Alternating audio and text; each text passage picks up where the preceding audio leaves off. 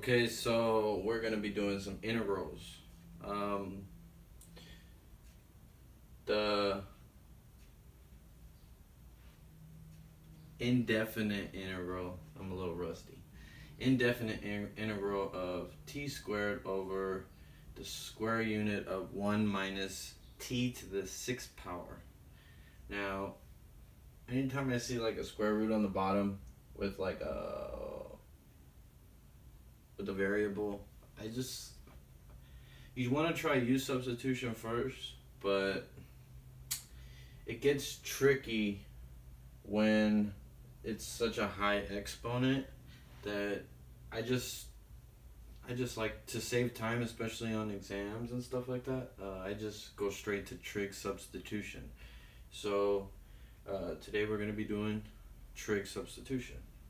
So what I like to do is, all your general trig subs or your trig identities, which is sine squared plus cosine squared equals 1, and from there you can derive your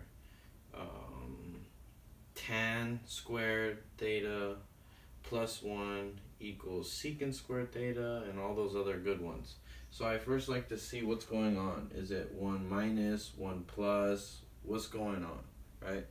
So it's 1 minus t squared. There's a couple of different identities that have a 1 minus.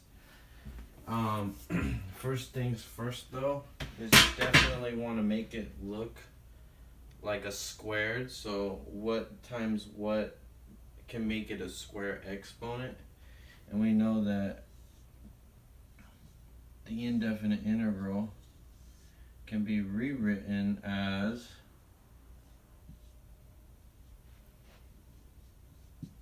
dt, right? So what is 1 minus something squared? So we can figure out what trig.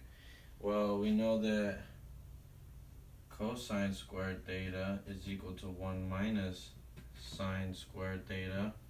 What else? We know that tan squared theta is equal to what? Secant squared theta minus 1, right? So those are the only ones that I could think of that are 1 minus something, right? But this is not 1 minus something. This is secant squared theta minus 1. So we know that we can't use that, right? Okay. So this is what we're going to do. We're going to do 1 minus sine squared theta. Well, we already have the square. Now we just need the sine. So what we're going to do is we're going to let t cubed equal sine theta, right? So let's rewrite that. Integral t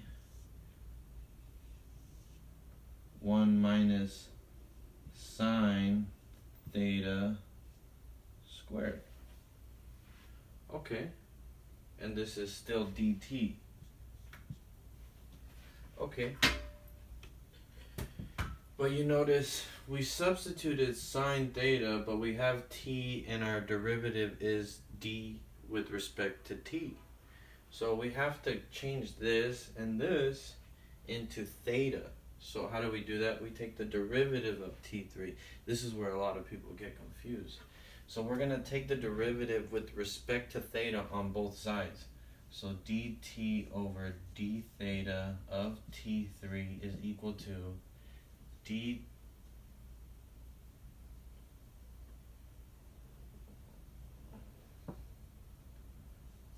over d theta. Sorry about that. Jumping the gun a little bit. Right?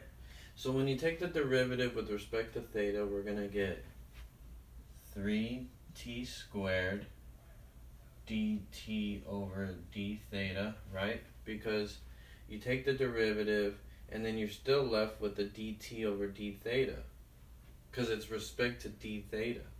So think of that as like as when you write like a prime, right? So this is the same thing as just theta prime. And then you take the the derivative of sine theta over, with respect to theta, it becomes cosine theta, right? So one thing that we've learned that is a little bit weird is that we can multiply both sides by the denominator d theta to bring d theta over here.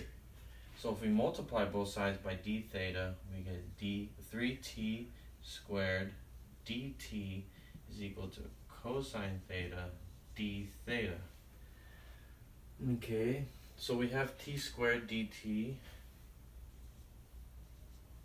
t squared dt, but there's the 3, so we're going to bring this 3 over here so we can substitute. So we divide by 3 and it becomes t squared dt is equal to 1/3 cosine theta d theta. T squared dt, t squared dt, now we can substitute it, but we have to substitute it for the whole thing. So we're going to substitute it for the whole thing. 1/3 cosine theta d theta all over square root. So we have the top now. Now this is our identity, right?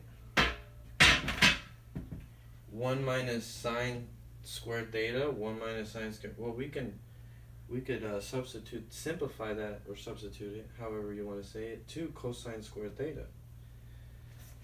And the reason why we're doing that is because we want to get rid of this square root bar. The square root of a square number, well, the square root and the square number just cancel out. So let's do cosine squared theta. By the way, cosine theta squared is the same thing as cosine 2 theta. Okay? It's the same thing. Now we have everything in terms of theta. So now we could take this 1/3. It's a constant. We could take it out. We're going to take the 1/3 out of the integral. We have cosine theta d theta. Now you could write it on top or you could write it on the side. It really doesn't matter. We'll write it on the side so you could see it better. Now cosine squared theta, the square root of that is just cosine. Cosine theta. Now notice cosine over cosine is equal to 1. So if we bring this back over here, we can. It's a bit tedious writing all the steps, but believe me, it's going to help you. In case you get stuck, you can go back, or in case you don't feel like your answer is right, you can go step by step and figure out where you went wrong or where you got confused. So I like to, and also when I'm writing it, I like to repeat it, right? Because it gets the memorizing the formulas and how to do it properly, so you don't get no mistakes, no points deducted. Because in calculus, you will get points deducted even if you get the right answer. It's not the point. You need the process. So 1/3 integral, indefinite integral of, that's just 1, so we could just 1 times d theta is just d theta. So think of this as there's a 1 right here, right? Well, what's the derivative of, or what's the integral of 1? Now when we have, let's say x, and we take the derivative, that's 1. So integrals is going the opposite way. Think of it like the inverse of the derivative. So if I take it, you think of it as an x to the 0 power, you're going to add 1 over whatever that exponent is. And that just becomes x over 1. Or just simply x. Okay? So that's what we're going to do. So we have the the integral of 1 d theta is 1/3, and this is very important, times theta and we're going to add a constant because it's an indefinite integral. Okay? But we started off with t. So we have to end with t. Okay?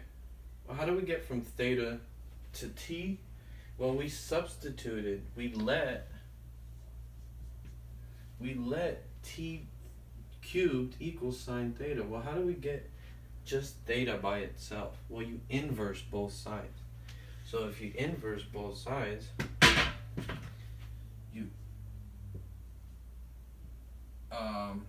sine inverse of t cubed is equal to sine inverse of sine theta, right? And so sine inverse times sine, well, it cancels out this, and it just becomes theta is equal to sine inverse of t cubed, or arc sine. And a lot of people like to write it so you don't think it's sine theta to the -1 power, and then you flip it and it becomes cosecant. So we'll write it. So we already know that if we arc sine both sides, we get 1/3 arc sine of